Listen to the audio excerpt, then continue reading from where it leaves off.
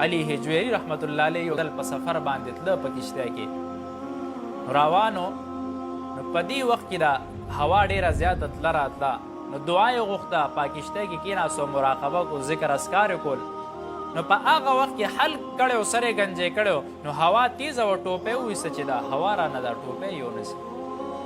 و ناست دی په مراقبه کې دومره مشغول دی داسې عجیبه مراقبه به یې کوله چې پته به م ورته نه لګېده نو ماشومان راځي یو ماشوم راغو په سر یې وله لاس راښ کوي دا خو ډېره مزه کوي نو د روانۍ د وجې نه بل ماشوم ته وي بل ماشوم راغو په سر یې وله ټک ورکړو نو ټول ماشومان ترې راجمع شو تر دې پورې چې ټوله کشتۍ دې طرف ته متوجه شو یو به ډب ورکو ټولو به خاندل نو الله ورته ته القا وکړه ورته وایي چې ستا دې قوم ته ته بددعا وکړې وي په دې زه دا کشتۍ الټه کوم نه ورته څه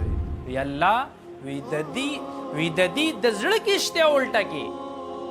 وی زړونه یې واړې چې دعا یې ورته وکړه د هغې زړونه داسې واوړې ده تاریخ لیکي وي چې کم یو سړی وفات شوی دی په هغه کې د خپلې زمانې ولي پاتې شوی په هغه کشتۍ کې